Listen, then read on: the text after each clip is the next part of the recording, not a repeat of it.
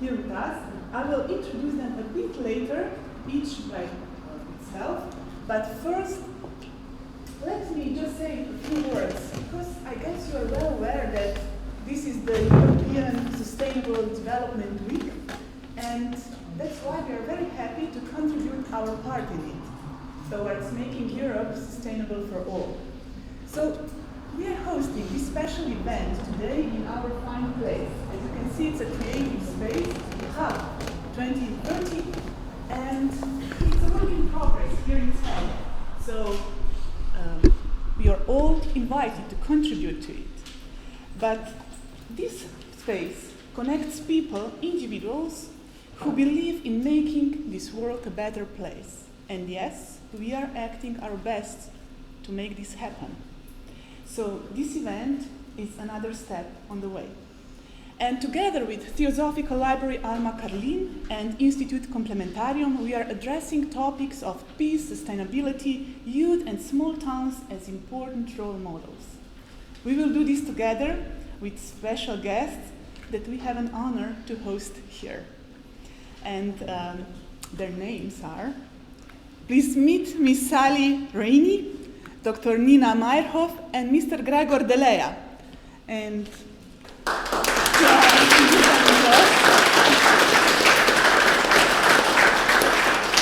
I will say a little bit more about each of them, but this is also now just for you to know that it's also your opportunity today to co-create a sustainable dialogue with them and with us all.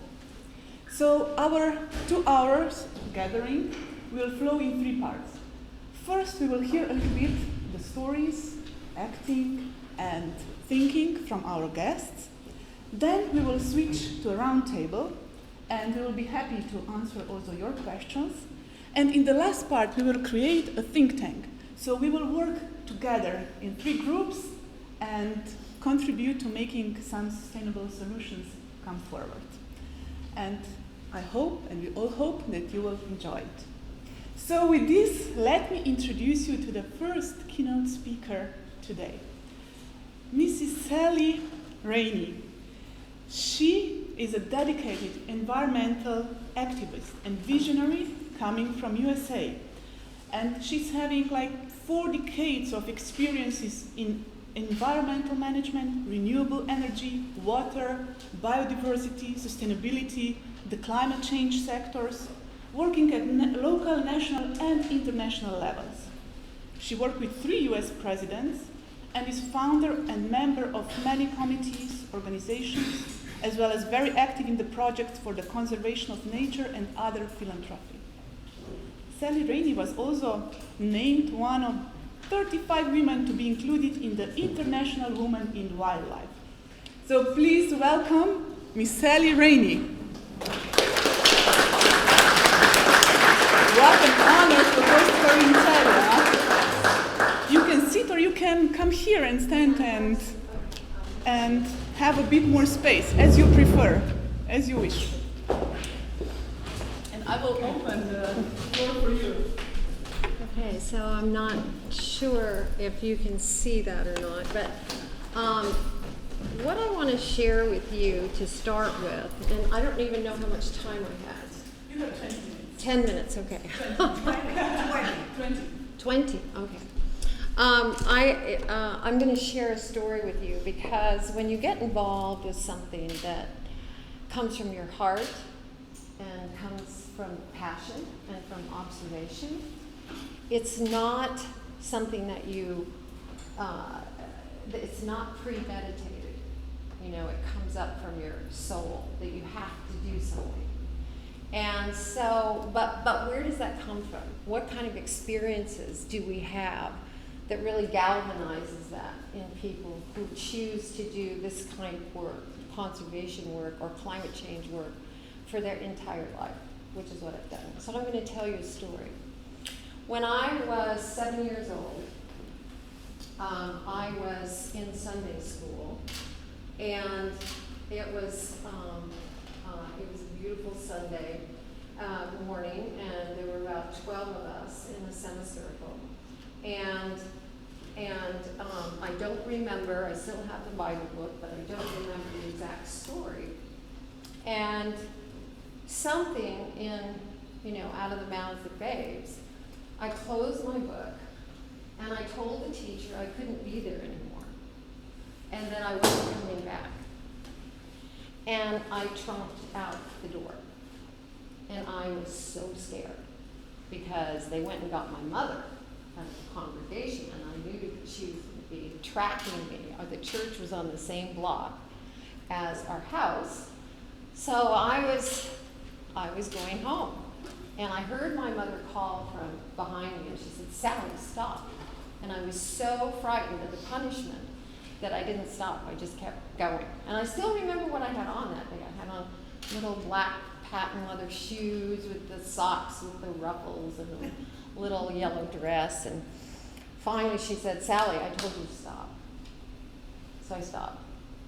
And she came up behind me and she took my shoulders and she turned me around and she stooped down. So she was eye to eye to me. She wasn't looking down at me. And she said, "If you don't want to be in Sunday school, where would you rather be?" And out of the mouths of babes, I said, "God." And she stopped for a minute and she said, "Well, where would that be?" And I said, "Over there."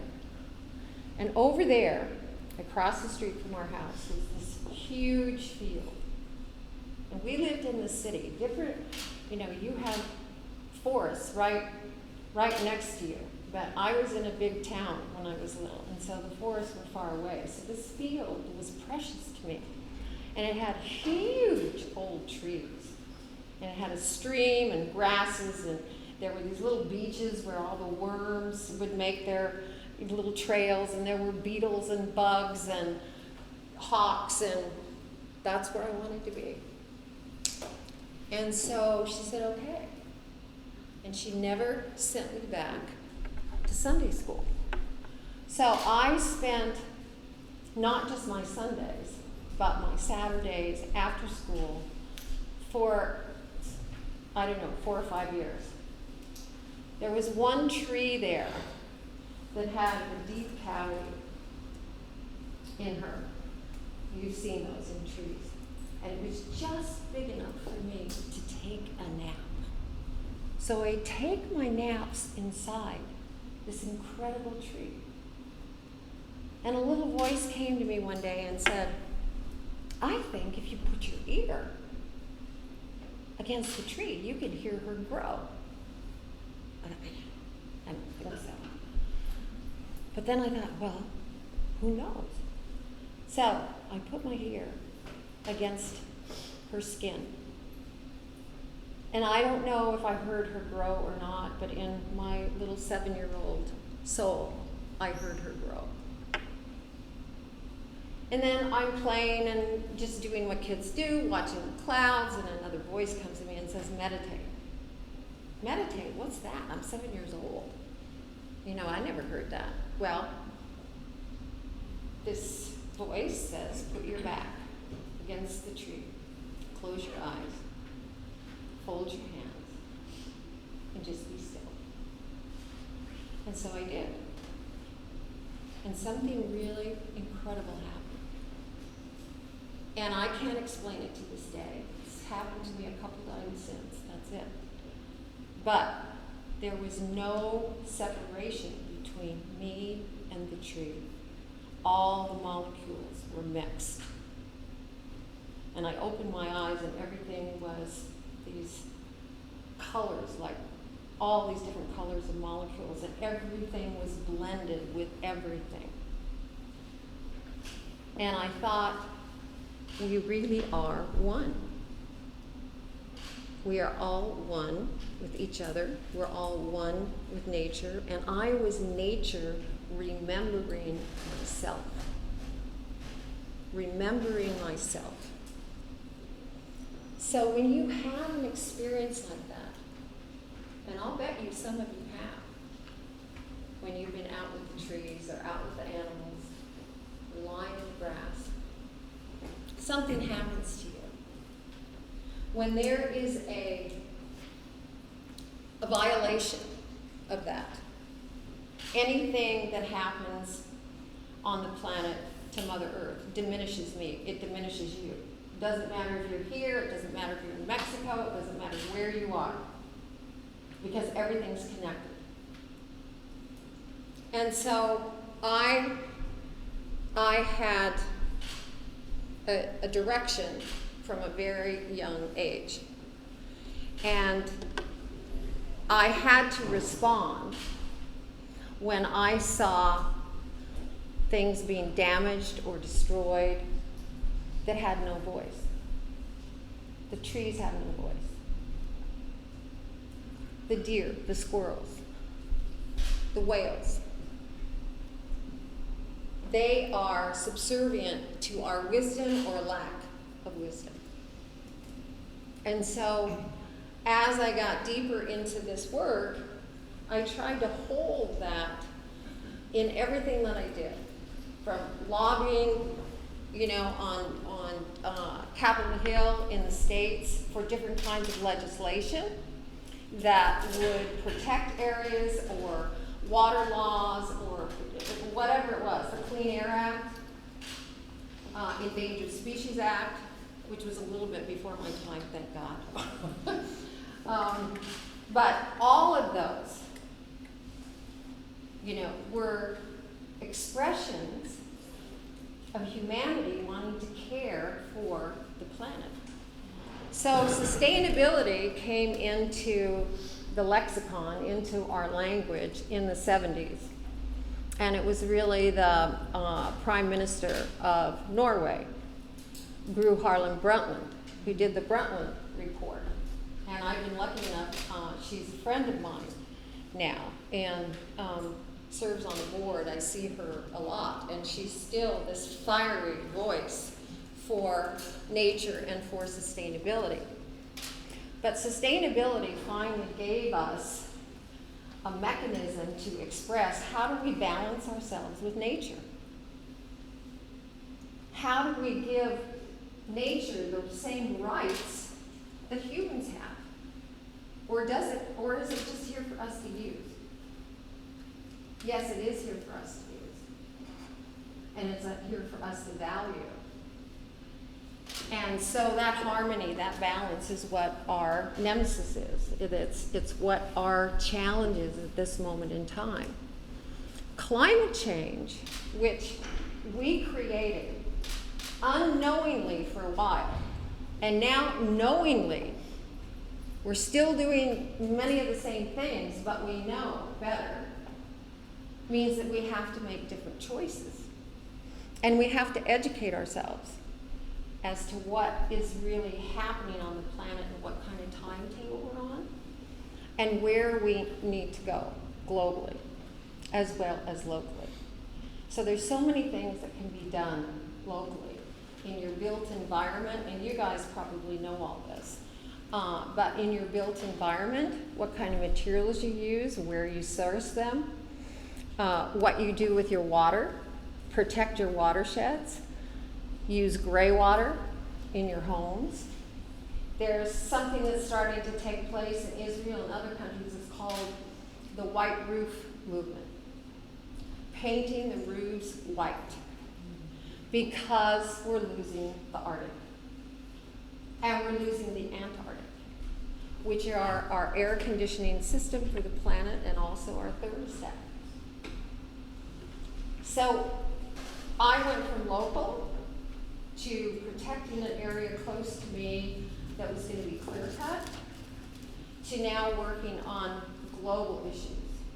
So I went local in the state to state level, then to national level, and now I'm working globally with the UN Foundation, a lot of global organizations, IUCN, etc. And what we're trying to do now is look at global solutions. And of course, going beyond coal is huge. It's really huge. And what does that mean? That means solar, like on every rooftop here. So you manufacture it right there at home. It also means municipalities can now form their own utilities and build at scale wind or solar, and co-own them. So you make money on this. It's not about a giveaway. You can also, in choosing building materials, nothing is sourced more than 500 miles from home. Otherwise, it's not considered sustainable. And in the United States, it's probably not a problem for you guys here, but in the United States, that is a big deal. And when you see all the trade that's happening in the world, that is also huge carbon footprint. So it comes down to our choices and educating ourselves about our choices. So one of the things that I'm doing now is something called global choices. And we're looking at the Arctic and the Antarctic, because what happens there doesn't stay there. It affects every living system on the planet, every single living system. And I'll try to go through this. This isn't the final deck or product here, but this is, I just wanted to put something together to let you know what the focus is. And what we're finding is that everything on the planet is a stakeholder now, from the worms to the humans. Everything is a stakeholder. So when you start changing your thoughts around humans being just the focal point, that starts to change how you make decisions. So the birds, everything you can think of is part of the life support systems. The global commons are the supernatural, not supernatural, but super natural systems. So we've all heard the forests are the lungs, the Congo and the Amazon, because of the oxygen that they produce. The oceans are the circulatory system of the planet, with the rivers that feed them. The double heart of the planet is the Arctic and the Antarctic. And they're going fast, so it'd be like your own heart. Anything that happens in your heart affects your whole body. And that's what's happening to the planet. Also, it's a symptom. It's not the cause. The reason that they're melting and have 25% more acidity, faster acidity than the rest of the ocean, is because they're highly sensitive, extremely fragile environments. So these global systems we have to start thinking as global citizens, acting locally, you've heard this, but thinking globally, so that every choice you make actually affects the melting of the ice, which is the loss of the air conditioning system. And the UN now is starting to look at global systems. So, as I said, our first priority is the Arctic and the Antarctic, for the reasons that I'm expressing to you. And what is starting to happen, and a lot of people that we've talked to, from heads of state to UN ambassadors to NGOs, etc. And I'm running out of time. No, you still have Okay. We need a moratorium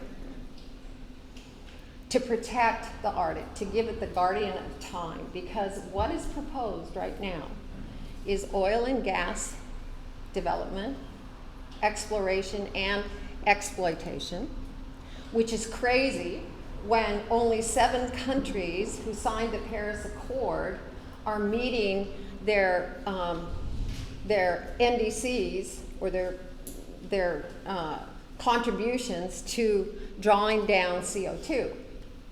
And yet, there are companies and countries that want to go in for oil and gas in the Arctic Ocean because it has more than just about any other place on the planet. It needs to stay in the ground. There is a movement called Keep It in the Ground. And we're supporting them. The other thing that's proposed is deep seabed mining. Humanity's never done that before. There's 26 companies, they're hovering. They're hovering, waiting for the ice to melt. And it's very dangerous for the environment and for mammals, for marine. And also there is proposed seismic testing, which is like breaking the sound barrier over and over and over and over, and the whales go crazy. And the other marine life can't handle it. It's very damaging. So if we're able to propose this moratorium, which I think we're going to be able to do and get quite a bit of support for, it would be 15 years. So it wouldn't be in perpetuity. And the idea is that in 15 years, we have at scale climate solutions, at scale renewable energy, EVs everywhere, and hydrogen economies. Japan just announced in the last 8 months, they want to go hydrogen. They want to be a hydrogen economy by 2030. So does South Korea. Australia's moving in that direction. It's kind of a jump over from, you don't abandon solar and wind, but, and without getting into the technicalities of hydrogen, the most interesting thing is that it can be retrofit to coal-fired power plants, so we can go beyond coal, and the byproduct is water, pure water, which is what we need. So it's a very interesting solution. So we work top down and bottom up, grassroots, getting people inspired. We're building a tech platform that'll be global, that all of you in this room can go into, and there'll be all kinds of data and information and others to link into. We've started a group called the Arctic Angels, and one of our lead Arctic Angels is from Europe, and she's rewriting the encyclical of the Pope, which was the piece about climate change for kids. She's doing that right now, and she's one of our lead Arctic Angels. So we motivate, collaborate, and activate, educate and communicate, innovate. We're using some really dynamic tech platforms that are some which are new, and then mitigate. And that's what the moratorium's about. So the moratorium's about maybe we can't stop the ice from melting, but we can stop willful harm, which are those activities that I was describing you. And that's a legal piece, and it would be an amendment to the law of the sea, which handles all of the open ocean, which is the Wild West. There's no laws. Anybody can do anything. And fisheries and resources are suffering from it. So what does success look like?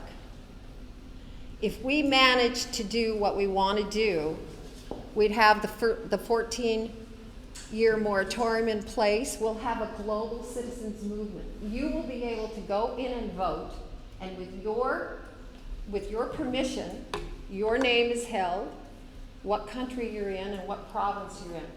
And those will be given to the UN by country.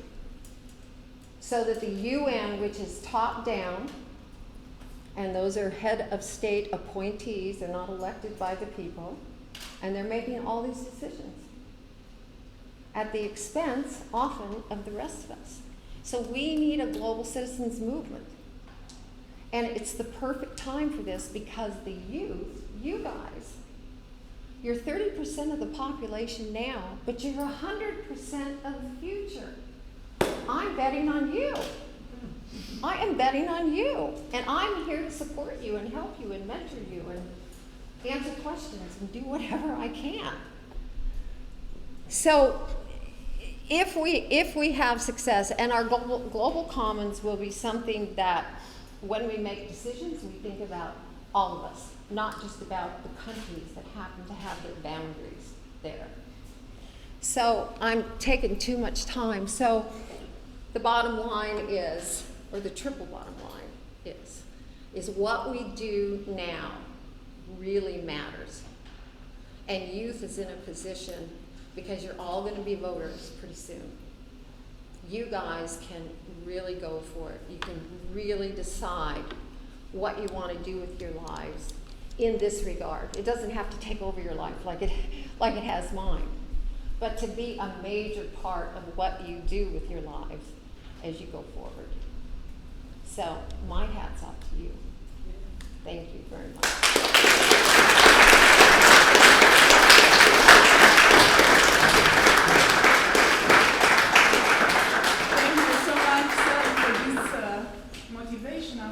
Please raise the hands. Who now wants to do something that really matters in the next, I don't know, few days? Today, maybe even today. Yes, we have some people. Come on. You see, you inspired some people. So I hope that this you take for now for you and do something, because we don't have any time left. Well, and the other thing is that we have the solutions.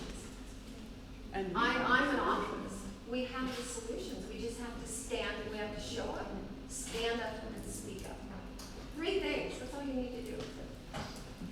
Take these 3 things into your heart and speak up when the time comes. Even today it will come. We will now leave space for another speaker, but for your questions we will bring them in a bit later. Okay, are you fine with it? Yes? Okay. Then I would like to invite Miss Nina Meyerhof, Dr. Nina Meyerhof, who dedicated her life working for the betterment of children's lives through developing empowerment processes with a focus on self-esteem, democratic living skills, understanding one's spiritual nature, and furthering a local to global perspective. As president and founder of Children of the Earth organization, she's a visionary thought leader recognized for a life of advocating for children and youth. Nina has worked in South Africa, Israel, Russia, Thailand, Switzerland, Ghana, Japan, Australia. Now she's in Slovenia. A total working in approximately 100 countries. So we are really lucky to have her here. So please, Nina, welcome, and I give you the word.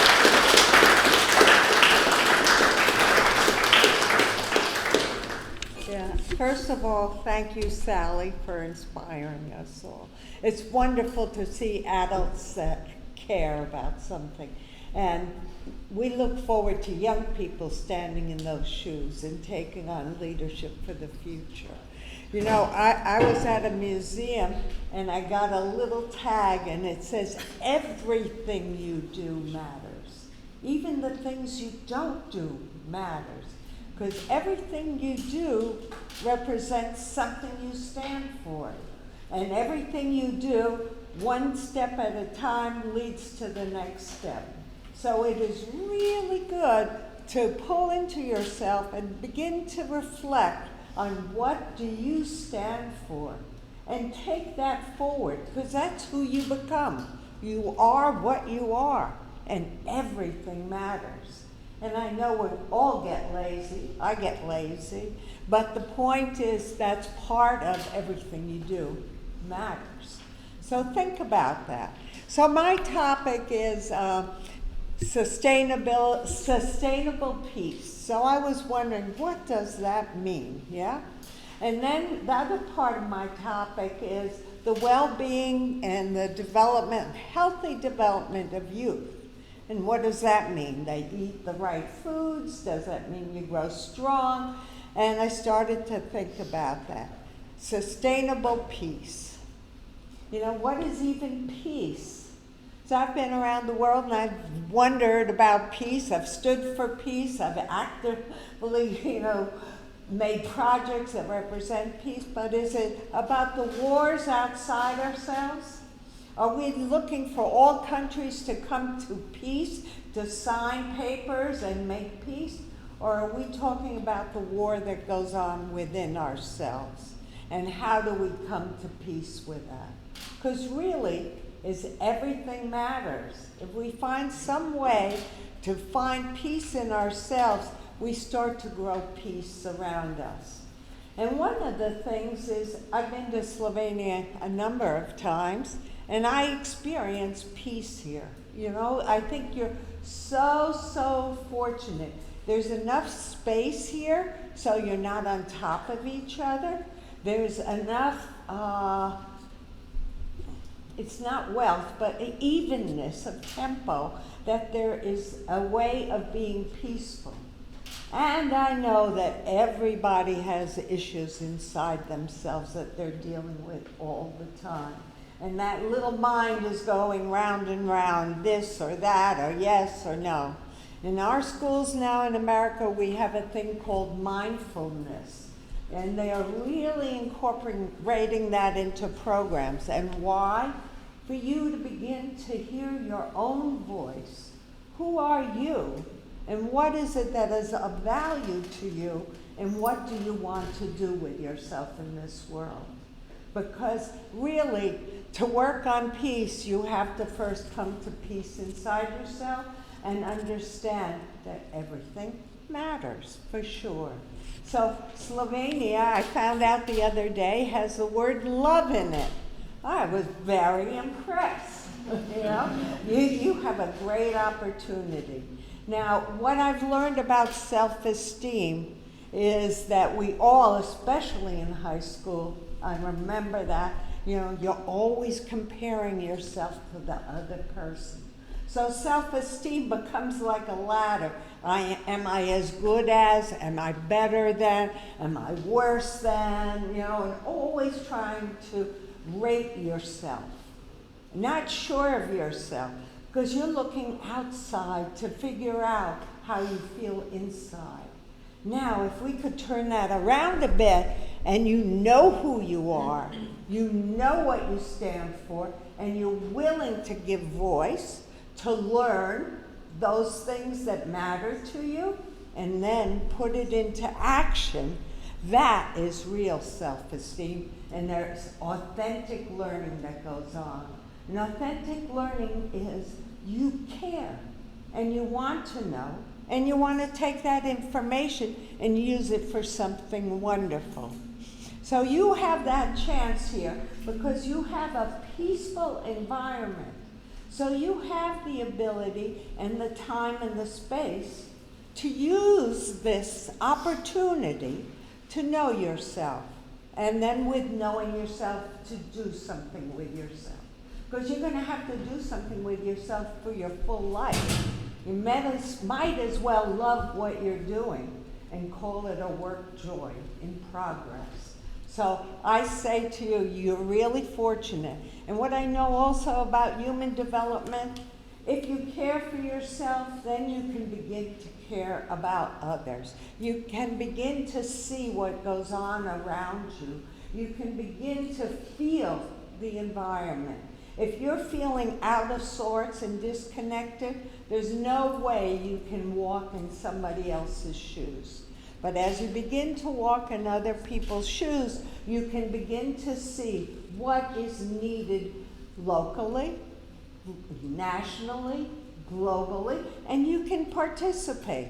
There's always something you can do, from small acts of kindness to big acts of writing letters or caring in this community. Like I was thinking, what if you did make it a model community? What if you said to the world, we are a microcosm of the macrocosm. We are going to show the world, and we are going to activate ourselves, and we're going to care that there are plastic straws in the cups now. We're going to care about the styrofoam that they have at the stores. But if you did that, and adults support the next generation, we don't stop you, we support you. You know, imagine you are on every committee that has any question about the future, because it's not their future, it's your future, yeah? So you could be on the boards, the school board, the city boards, everything. You have the right, but with every right comes a responsibility. So I was somewhere once and I had this experience of seeing young people who cared outside of themselves. And I want to show you a short video of young people caring about other people. Ta-dee. This is a surprise. Who is that?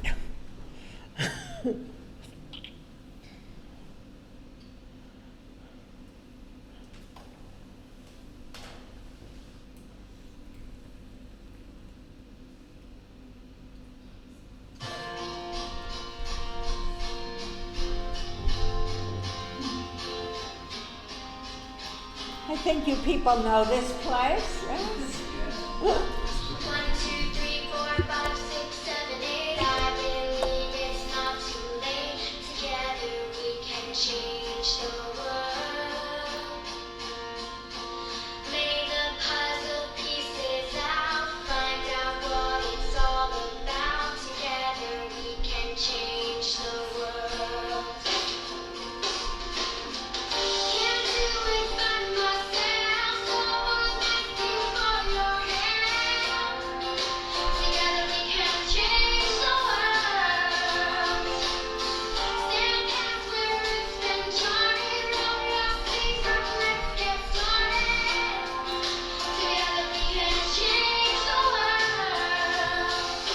Together we can change the world. So even you participated. Yay!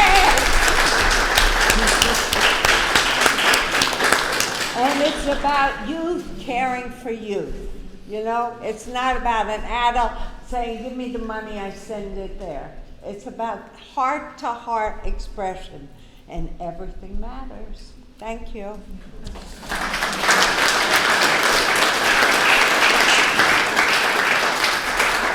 Thank you so much, Nina. Now you inspired us maybe to, maybe we can just give each other a bear hug. So we'll do this a bit later maybe, but you can start already. It's time, and we are here to, to really be inspired and to act toward it. And now Nina already introduced kind of a next speaker who will be short but sweet. And I would like to invite Mr. Gregor Deleja, that you all know probably because he's coming from Celje, from our local city. And he's known as one of the more advanced and inspiring principals in Slovenia. In addition to managerial obligations, he teaches music and piano, leads school choirs and boys a cappella ensembles, takes care of international exchange programs, and monitors students on trips home and abroad. And he's popular both at students and parents, as I know. And he's the principal of Gimnasia Celje. So welcome, Gregor Deleja, and the stage is now yours. Thank you.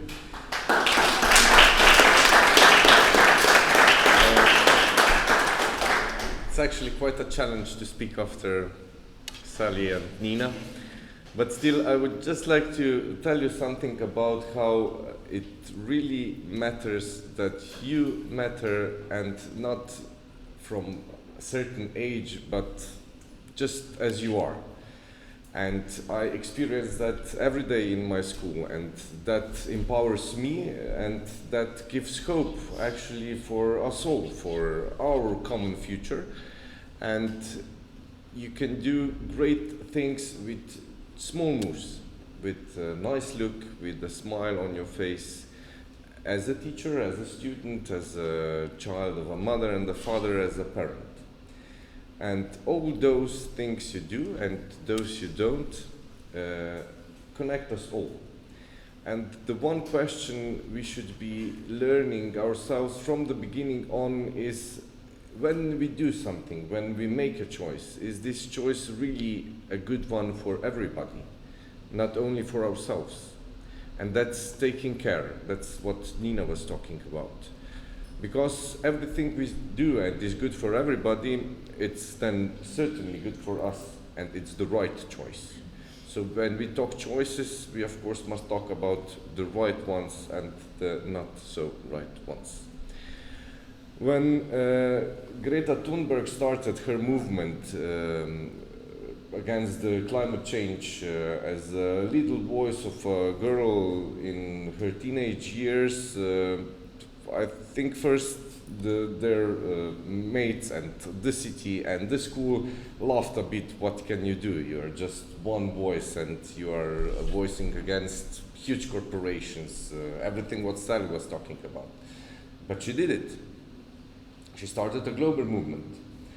And in Slovenia, actually, we also joined, but not so loud. But the way we joined in, I think it's the right one. For our country, for our peacefulness, we are lucky to live in. At our school, when the global climate change protest was announced in Ljubljana on 15th of March, the kids decided on their own that they would like to join. But not only for skipping school, which is actually also a nice choice when you are 15, 16, 17, 18 or 19 years old, because if they would just go to Ljubljana to skip this morning of school, so this 5-6 lessons, that's one thing. But okay, it's a choice. Maybe somebody on this trip to Ljubljana could be then inspired by all the crowd that gather to do something. But our kids decided, okay, we have a delegation that goes to the capital city and joins the national protests, but we also will make a delegation that goes through our city to the city hall, talks to the mayor and presents the things that we are already doing to reduce the footprint for a better environment and the things we want to do, not somewhere in the future, but now, because it's now that counts. We all have visions of the future, but I think that we should definitely care more about our present, because this is what it can, that can create visions, not the future somewhere there. So they did an action plan of, okay, they did a monitoring what we are already doing from that each pupil when he enters the school gets a glass bottle instead of using the plastic ones, but still use a lot of plastics. Now they thought, they have a wonderful idea. I think they will make a big container out of wood, and the pupils and the cleaning ladies in the afternoon will throw all the plastic we collect at school in this container that will stand in the front hall of the school. So we will see each day, we are 900. If you use just one plastic bottle per day, it's 900 bottles and a huge amount of plastic. And when you authenticize something that you know in theory, because in theory we know everything, we know how to separate, we know that we shouldn't use so much plastic, we know we should buy products and so on and so on. But when it comes to practice, then we have some problems. And to experience that, we must change this practice to theory. I very much liked, we had an order as a school to participate by the royal visit in the beginning of May. Our pupils prepared a cultural program for Prince Edward, and we participated also on a round table about informal education. And Prince Edward said something that I really liked, and I think that's one lack of the school systems throughout the world. He said, you all have knowledge, we all have knowledge. We all know that tomato is a fruit. But do we have the wisdom not to put the tomato in a fruit salad? And that is what schools cannot create, or don't create, because we only learn everything in theory. And this theory is also on us teachers that we give possibilities to young people that they can apply the theory at once, not somewhere in the future.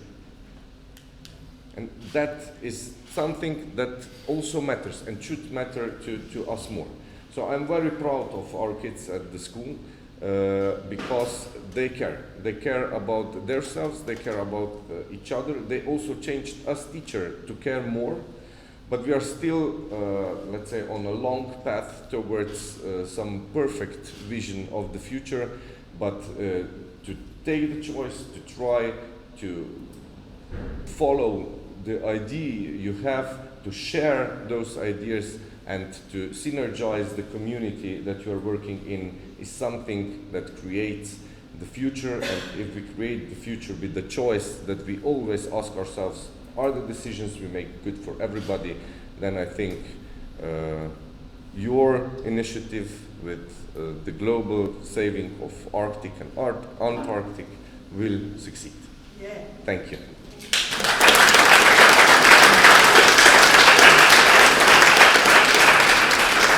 Thank you so much, Gregor. I hope, or I wish that we would have more principals like you in Slovenia and around. And now let's switch to the second part of this event. And I would like to invite the three of you, the guests, to join me on the stage. And we will open a big topic also for you to pose some questions, because we have knowledge now here. Also, we have experiences here. And we want to put them together with you and your initiatives, practices, and curiosity. So, but first, maybe I will pose, just to give you the comfort space to think about your questions. The question maybe for all of you. No, how do you feel right now? Okay. Ready to inspire a bit more. Okay, but maybe for you, Sally, because you're first time, I guess, in Celje. Yes. Yes. And I know you didn't have yet chance to see much, but a bit now you get a bit of feeling. It's a very small city. It's like I think it's like 45,000 inhabitants, something like this. Celje, so very small. The third biggest in Slovenia. The third But no, I know. What do you think that, from your perspective now, coming from global initiatives and knowledge, what would you propose for a small city like Celje to work on, or what would be our best practice, or what can we do here being such a small city? Where does your energy come from? Who can tell me, of the students, where does your energy from food? From food, right, but I'm talking about electricity, where does it come from? 50% coal? Yeah. Coal.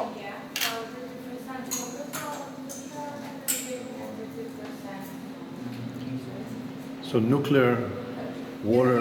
Hydro and coal.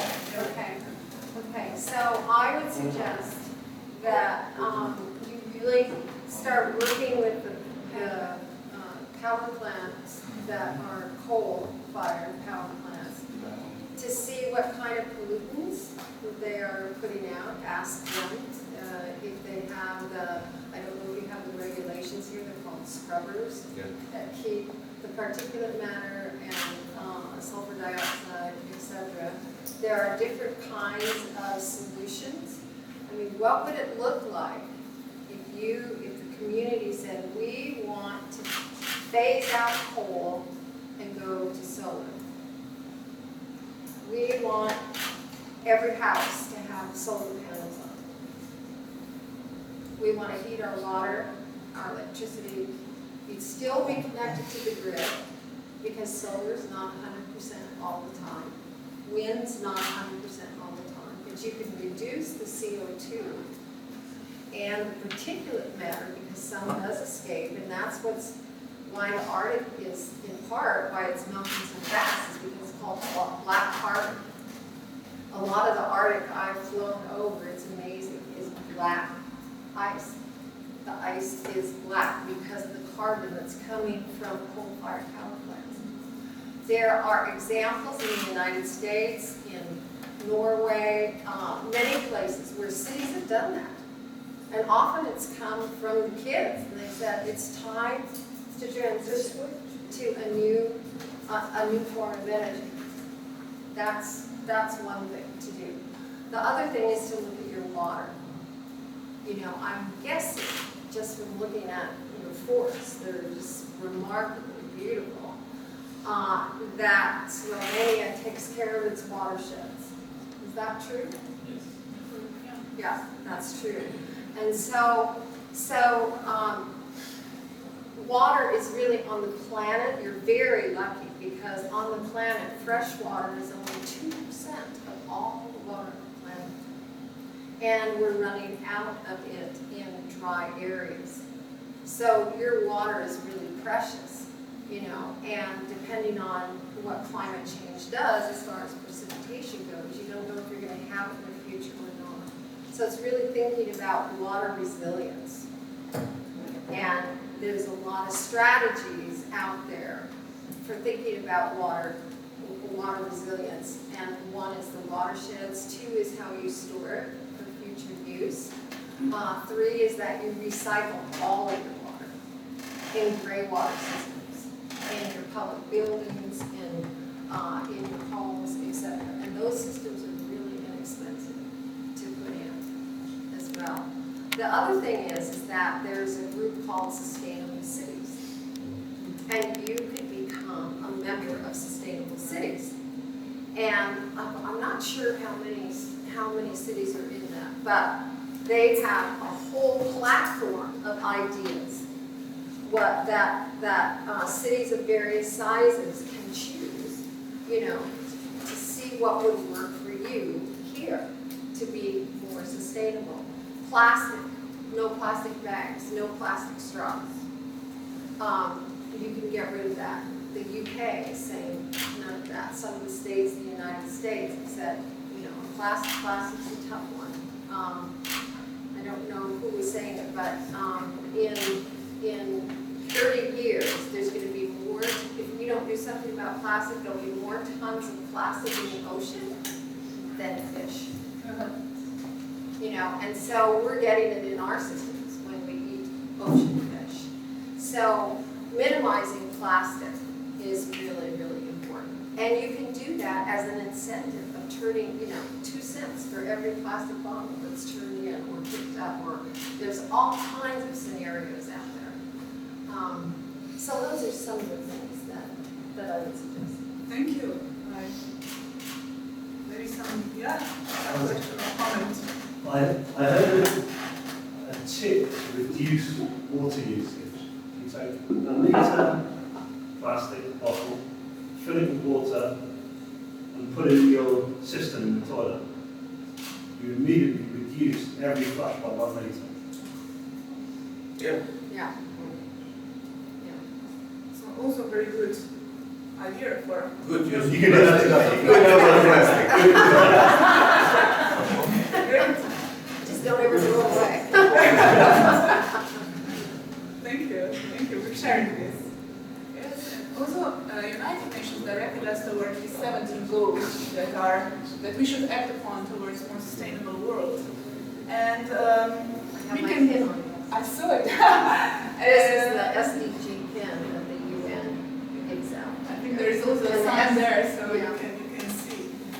And we can already see a lot of movement here.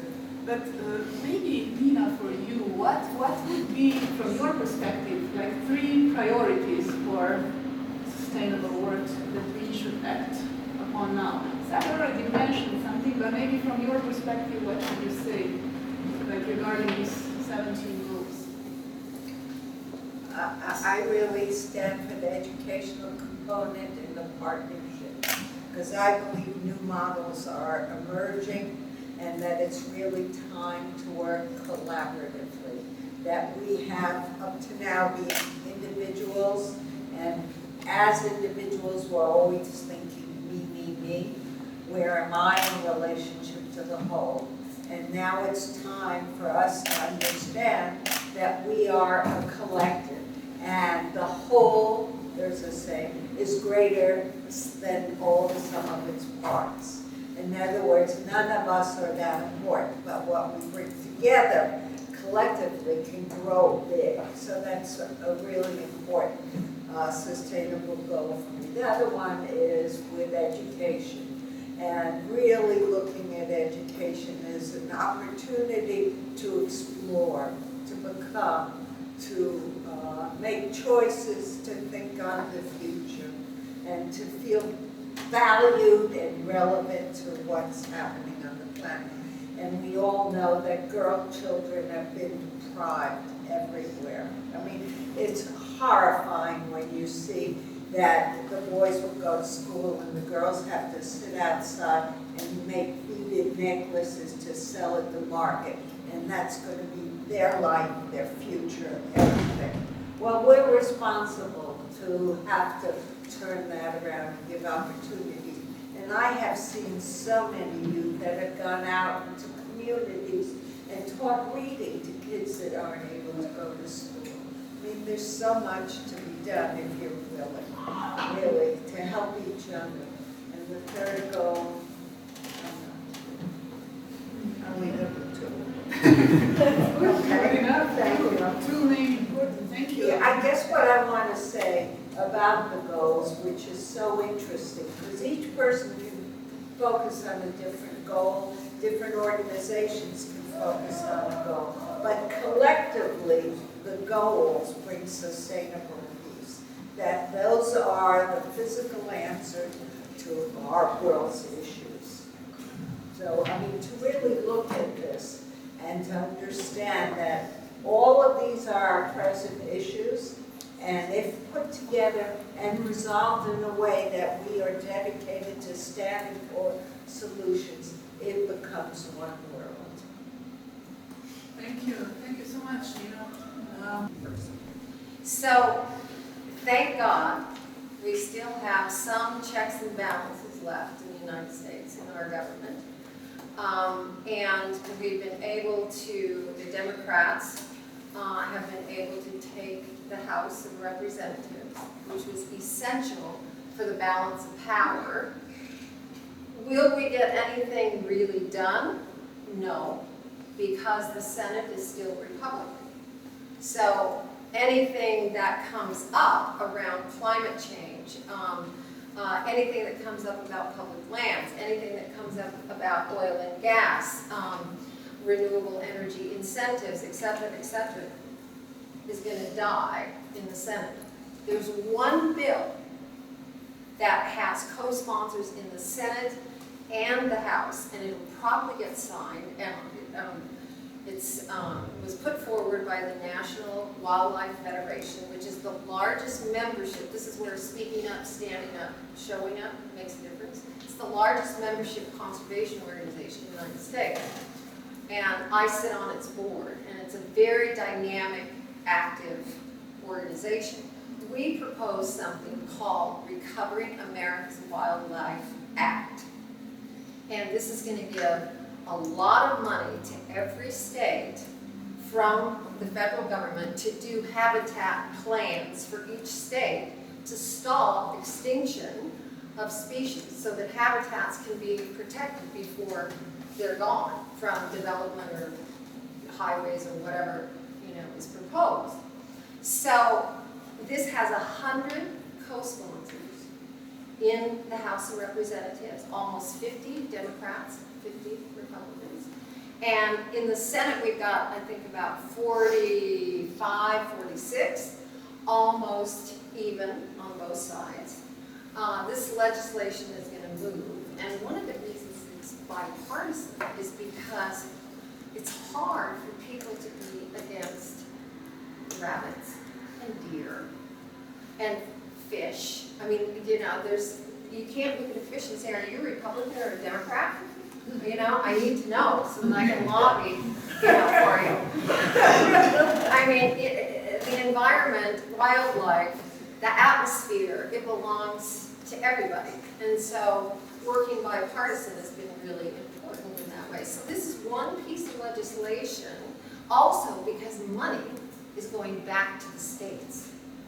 So that's one reason. But overall, no, we've lost ground. They've rolled back legislation. They've rolled back regulations. The EPA is neutered. I mean, just neutered. The only way to change this is to vote. We have to use our democracy and be activated citizens. Yeah, I was going to suggest, Sally, that maybe you could also speak, since we're not doing it on the national level, that states are taking roles. And states are taking roles.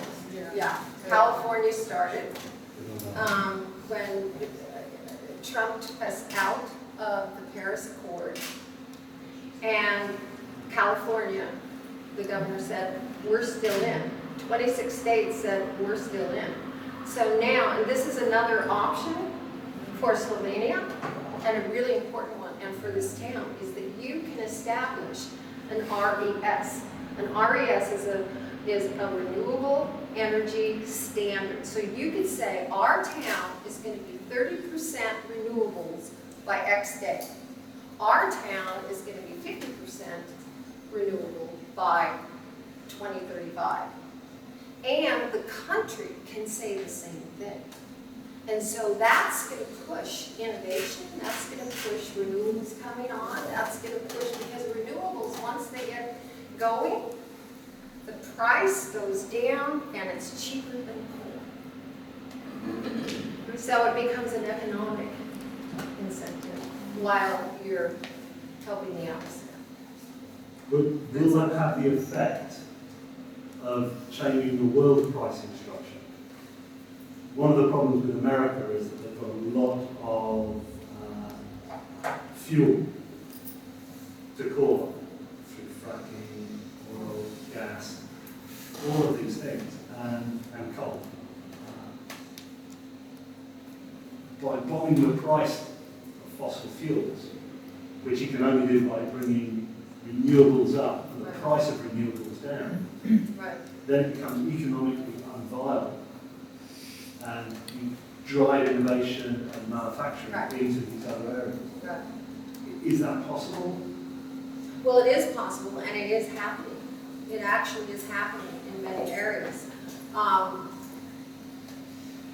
The coal-fired power plants, there's two things happening with the coal-fired power plants in the United States. They're old, and some are going to have to be decommissioned because of that, or put billions of dollars in to keep them, going. And so citizens are saying, let's do this, let's make the transition now. We have to make the transition now. So there's a phase in of renewables with coal. There's an organization called Western Resource Advocates, which is an NGO, and they have been working with some of the biggest utilities. And on the backside, getting these utilities to make their own RES. In other words, like this one, Excel, says, okay, all right, we're putting, they looked at how much CO2 that they were emitting, how much sulfur dioxide, et cetera, and they said, okay, we're going to reduce this by 40% by such and such a day. They're at 42% now. And this NGO just started helping them. Instead of pointing the finger and saying, you are the bad guys, they're saying, come on, guys, let's go. Because in the end, you're going to make money, too, on renewables. And so it's starting to shift. It's starting to shift. Now, because of Trump, there is no incentive for that to happen, but the market is starting to activate. Hydrogen is something else, which is I think we're going to see hydrogen, a lot of hydrogen in the world in the next 5 years. I hope. Thank you. Now to give also Gregor the word, because now it's a good opportunity. You were talking now a bit of politics and how to make the politics act also on initiatives like sustainability. Gregor, you're coming you're in the middle, working with kids, groundwork, but also going to politics, top down. What do you think? Can children actually really do? They are active. They want to do something. But how does the politics respond to you from your observations? And what can really one individual do? What can we do to move the system? Well, you can actually do a lot to move the system, but you need time. That's what something youth has not. Time. No? In this age thing, I think. So, I don't know, you're 15, you're 19, you're then 23, you're 24, 25, looking for a job, other problems. Of course, you change, also your directive change within the lifetime.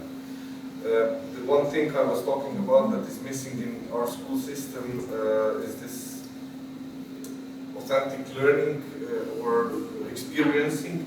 The other thing that is missing, especially in this, let's say, former Eastern countries part, is the recognition of a young leader. Because you can, of course, learn how to be a leader, but the true leaders are appointed by others. And the kids have this power. And if not recognized within, especially this period of upper secondary school, then you lose a very important part of yourself. Because you then always search for the outside, let's say, recognition. If you have this experience within these years, that you are a leader, that you can lead us a very small action, a school action, I don't know, a school board, a class, I don't know, also let's go over and skip school today with a good argumentation and with the choice that is good for everybody. Very important. Then you have this experience, and with this you can move because you know you have effect on people, that you influence, that you inspire, and we don't give them the opportunity. Or let's say, put it in another way, the politics or the system doesn't want them to give the opportunity because they know that the true power is the power that, or the empowering that comes out of us is the one that will change things. Everything else is just makeup. That's, I think it's a great point. Maybe any comments from you here, present here, or question for Gregor or anyone? Nina, Actually, I have a question. So, to all of you, have you heard of the ecology concept? Do you know what an ecology is? Okay, so for anyone that doesn't know, basically an ecology is composed out of two words, architecture and ecology. So basically put the words together and that's what you get. And basically ecologies come in, they come in two flavors. One is a megastructure that can house approximately 1 million people or more. And the other is more of a connected structure that can house a small town or a bigger village. And basically the point about ecology is to put everything under one roof. So basically you have the living areas, the work areas, schools, hospitals, entertainment areas, etc. and so forth. What are your opinions on this? Do you believe this is a good idea? Should we focus more into building such ecologies? Are you talking about this as a survival strategy? No, not necessarily survival strategy, but maybe an interesting alternative of living. There are already two ecologies working right now. One is in Upper Santo ecology in Paradise Valley, Arizona. They are still building the ecology, and basically the way they build it is really interesting because they have built it so the environment works with them. So basically, in summer, a lot of shade is created, so it's nice and cool, and then in the winter, they actually use that solar energy to naturally heat up the place, and so on and so forth. So basically, yeah. Well, I just think that it's time for experimentation. You know, and young people have the willingness to try different paths and to see how it works in them. But it is a process of changing your behavior. I mean, it's not easy to come from a mental set that says me, to another mental set that says how are we interconnected and how will we live. But it's up to you as the next generation to start to plan and organize and try, attempt, see what works. Yeah.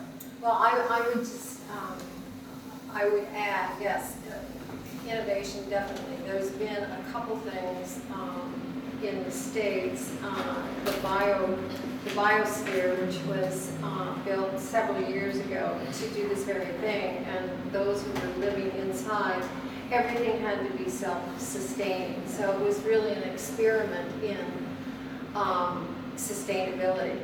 And it failed on some levels, and it worked on others. Of course, it was the first time that anybody, it was the Bass family that put this together, and it was the first time anybody had tried that. There are now those who want to go to Mars and are developing, there's one in Hawaii, they're developing a structure where if you were on Mars, you would have to have your oxygen, your food, everything has to be sustainable.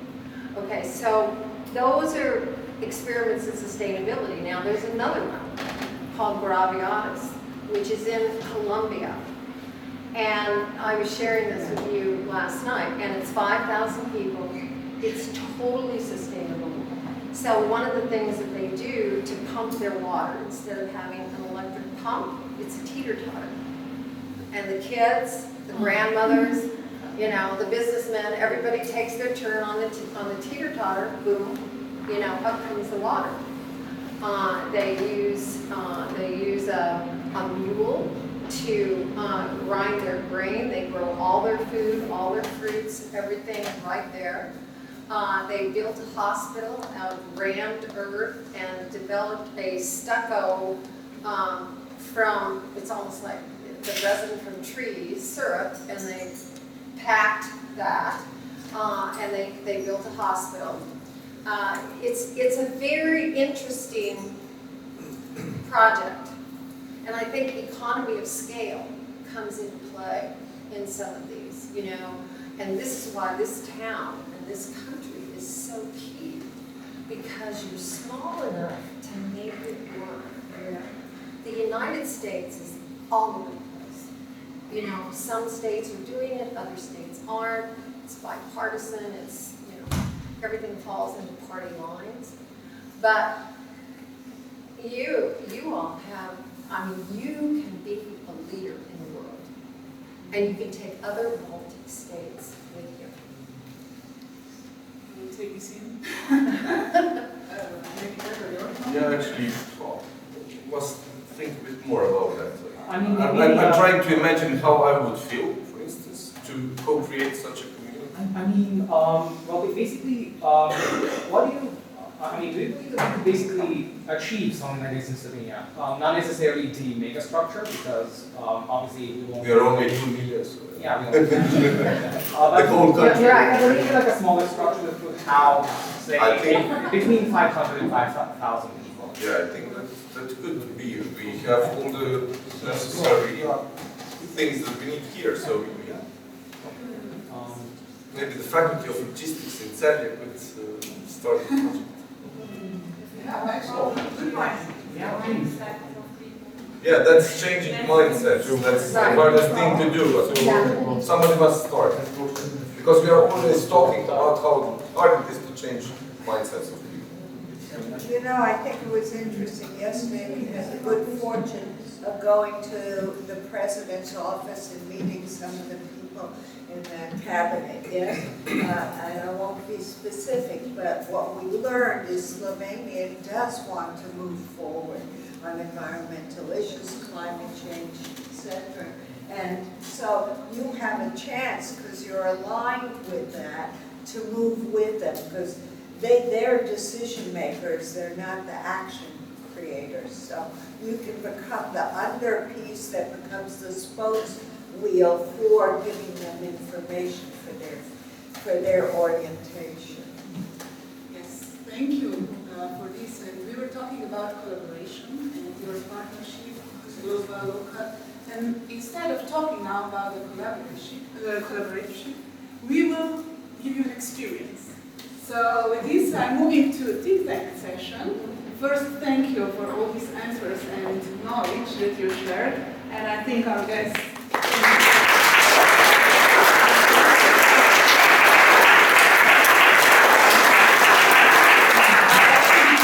we just opened, the space for really creative dialogue. So let's stay a present. And I'm inviting you to spread into 3 groups, and each of the guests will be in one group. And we will have 3 topics. And just look at it. We spread like evenly among the groups, and you can choose the place, your own space in the whole space. And there are 3 papers, 3 sheets of paper. So each group, we will bring you the paper, so you can write. One can write down. And we are inviting you to develop a kind of solution in the group, or maybe next elegant step towards something that you would like to achieve or do, or really manage to make a change in a topic, or what matters most to you. And we will have exchange of global and local knowledge and thoughts, ideas, so I think this is a really great opportunity we can all benefit from. And, okay, group A. Yeah, and then after, at like 10 to 1, we come back here all together and we will share what we came up with. So this is the first group. This is the first group. It will talk, the topic is sustainable peace. And it's Nina. This is group from Nina, and you can follow Tanya, whoever wants to join, and go with Nina and Tanya, and you will have a time there to develop a piece of, we will give you a bit of brief there. Then we have another group, it's all about the pollution. Yes. Okay, another group about the pollution, and as I said,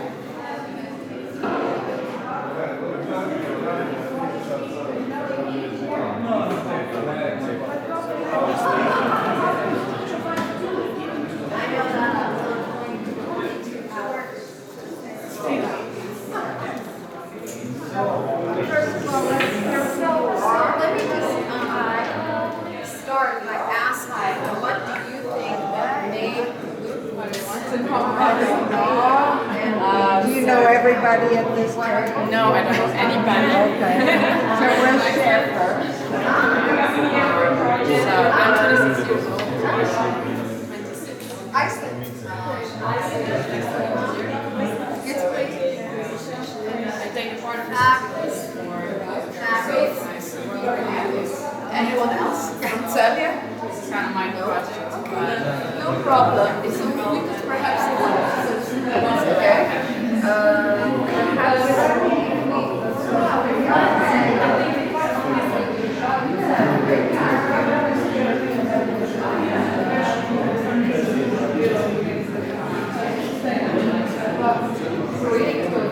But they a lot of things. They were quite scary. The teachers like to hear with this Titanic and everything. All the different people from the science, from the so how is everybody? they accept it. Okay. Just part of their space and their change.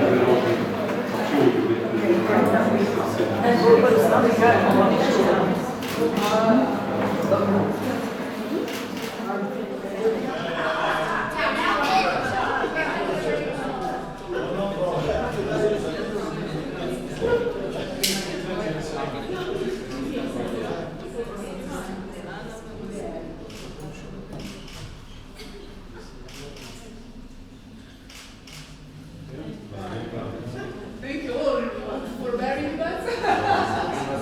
Okay, great. Now we are back. Just a couple of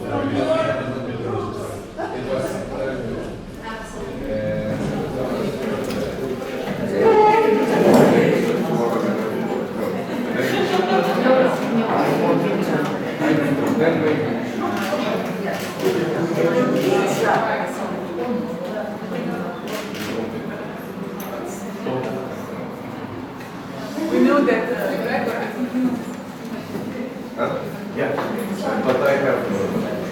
Yeah, okay. So we know Gregor needs to go, so we will say thank you, Gregor. Thank you for staying with us.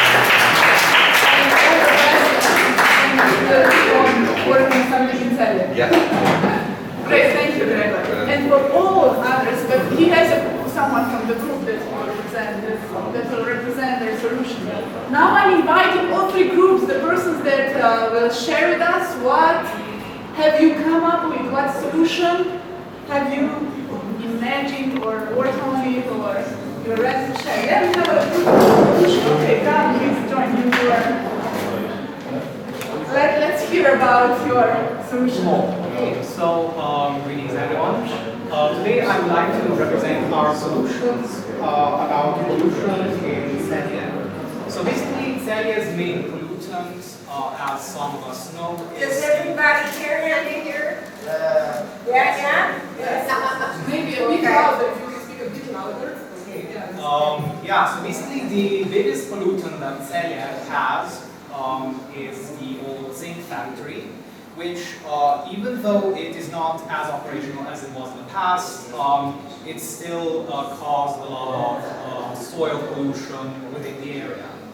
So the solutions that we have proposed are the okay, so first off is the brownfield solution, which is a soil revitalization process with which we basically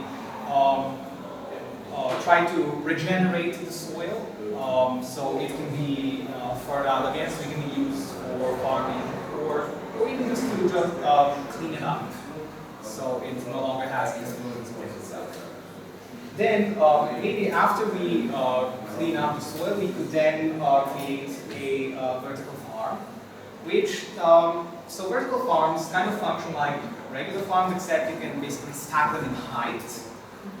And you don't even have to use the soil for these farms. So you don't require soil, you don't even need natural sunlight. You can replace the light with artificial lighting. And of course you have to be then careful, you don't spend too much on electricity because it can get expensive. But in the long run, if we do it well, we can create a self-sustaining vertical farm right here in Celje and maybe even spread it across Slovenia and other places. So then, basically, whatever choice we make in Celje, we have to make sure that it is holistic, so that it can be easily included into Celje, it can be easily integrated into Celje, so then that the people of Celje can also see that these things actually benefit them. So, thus improving the possibility of using Celje as a shining beacon of green technology in Slovenia. Who's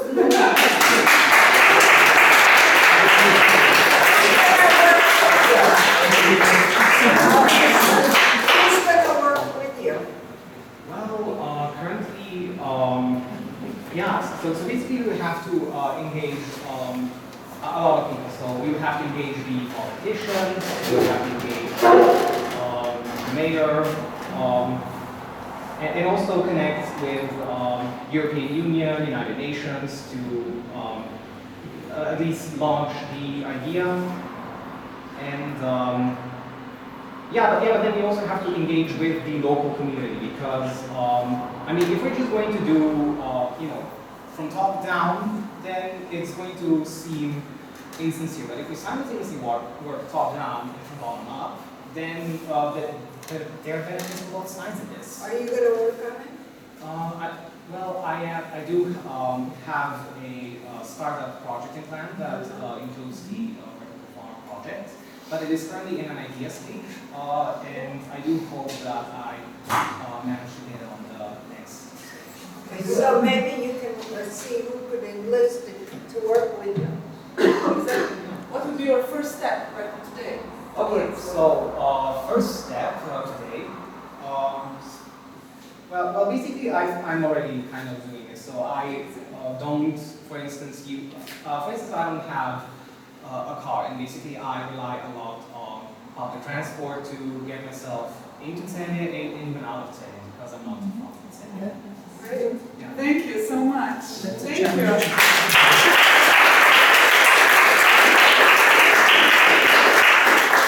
Great work from your group.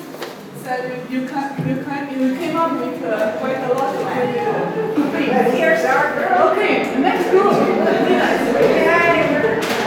Okay, let's hear about the next group.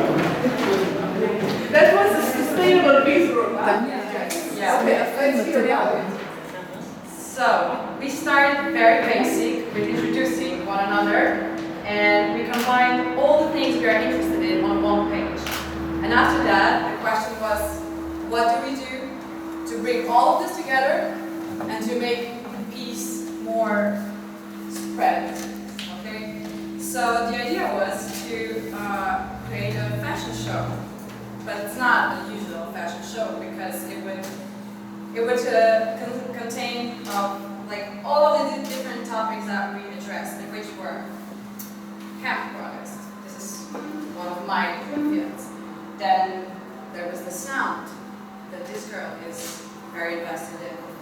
Then there was the environmental teaching, which Veronica here is studying. And the list goes on and on. So in the end, we figured, okay, so everybody has something to bring. And now to bring it together, we basically created a fashion show event that is already ready to take place. So we had an IT guy in the group, which immediately came out as a very supportive role into all of this. And then we were addressing African problems, which are huge, and with bringing up the awareness of taking some of this into our fashion show would be like either in music or in the styles of the clothing. What else? So,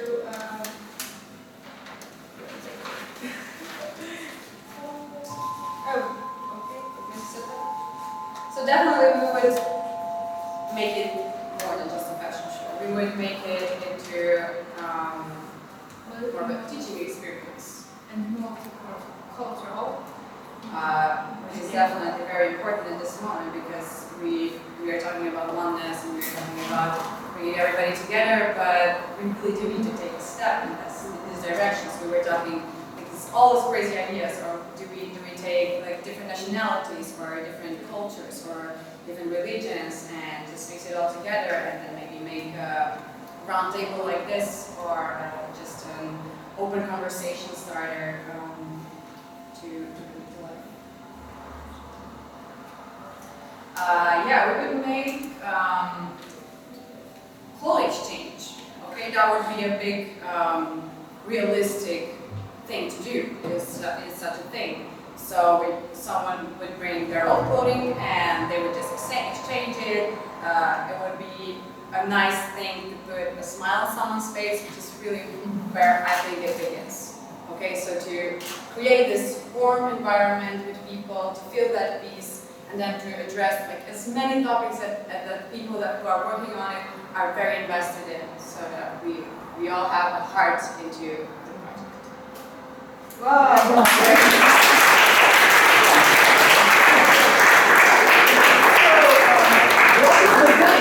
You can come to. I mean, we're ready. We're basically like, I mean, I think away.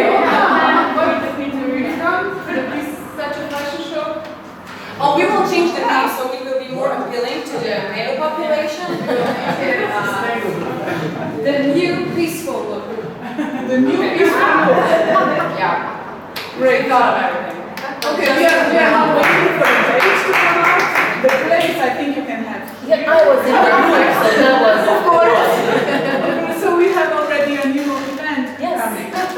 This summer. That's a great step. Thank you very much. Yeah. Great things. And please keep working. Don't. I mean, I'm saying it for real. We are waiting for the day because this is happening.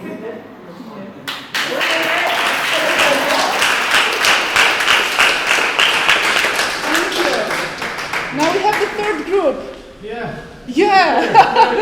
That was talking about youth and how to stay, how to keep the youth in Celje. What to do to stay in Celje from the aspect of students And we found out that in Celje we need more culture, but still we have a lot of culture, but it's not combined. So, and quite a lot of people don't know, if they don't live in Celje, they don't know what to do. So students said that nothing is going on, so we are going to Maribor or to Ljubljana because they are bigger cities. Okay, this was first. This was the first topic. The second topic was work. We don't have quite a lot of jobs here. Everything now, the politics is working on centralization of Ljubljana and a little bit of Maribor, so in the end, quite a lot of jobs are gathered near bigger cities. So I think it's quite an opportunity here to raise the level of jobs in smaller cities. And this is quite important. Then transportation options, because we are from Faculty of Logistics. In Slovenia, we have quite a big problem of transportation. Public transportation. So those lines from Ljubljana to Maribor and to Celje and all around are really bad. And because of that, we are using cars. Everybody has a car or two, maybe. So this is quite a big problem. And then this is the fourth topic. We can combine it that we need more sustainable options of transport. So we are thinking about those smart grid systems of electric mobility, maybe that you can rent electric car and park and ride options. Car share. Yeah, car share. Now, like last year, we started with the bicycle here in bicycle sharing, and so this was the first step to a little bit to achieve this sustainability goals. And the last one is the fresh air. So in Celje, we know that we have a problem with fresh air because of some industries in Celje. So I think if we would stay, then we need to think about this problem to stop some. Okay. Wow, Great. Thank you.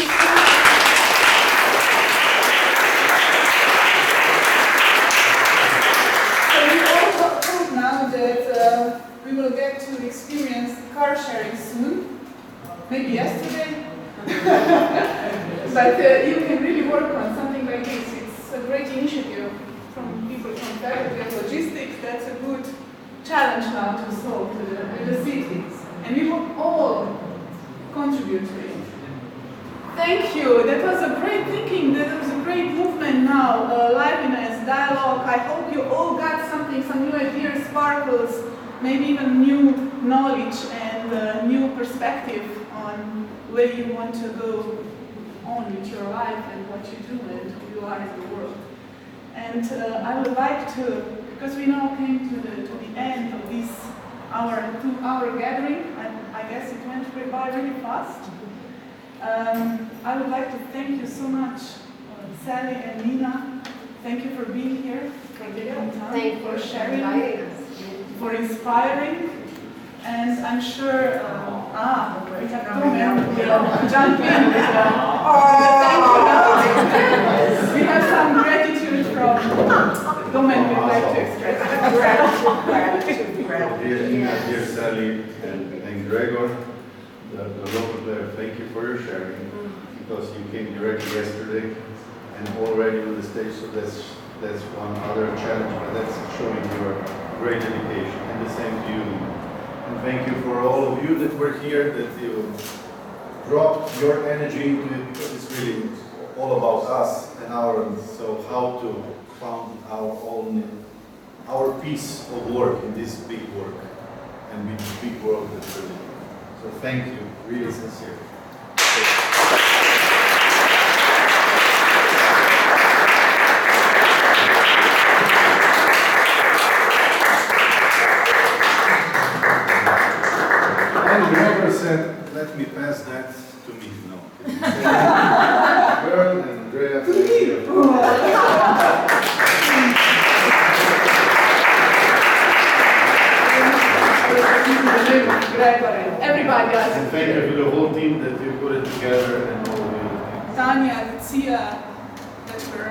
And Great Yasha part. for the music Yasha and for the music. Ethan that was it. Thank you very Yes. much. Thank you all, and really thank you for coming, taking your time, your energy, contributing. And now, don't just go out with only thinking. Go out with making one step today that will contribute to a more sustainable world. Is you make you happy, make us all a bit more happier in this life, a bit more alive. And always welcome to come back to this place. Tanya is always here. We are ready to host you, Lumen. I mean, we are like ready to Someone will be always here. exactly. But we are ready to meet you, to speak with you, to listen to your ideas, to let's keep this movement on. Let's dialogue on. Let's see what this place can also contribute to the topics that we open today. So you're all invited. And you Thank too you. are always invited. Yes, and we thank hope you. that you will come Thank over. you. to Thank you. Slovenia to Celje. Thank you very much. Thank you. So enjoy the day. We'll have time to maybe talk with you, connect, contribute, and then. And we have some food ready. It's not for all, so or we share, or some just go, or I go. It's a question of solidarity. But it's included, so but you're all freely invited. So we'll put it now up, and then we'll see how it goes. Very good, very invited. Very invited. So enjoy. Thank you for coming and have a good day. Thank you.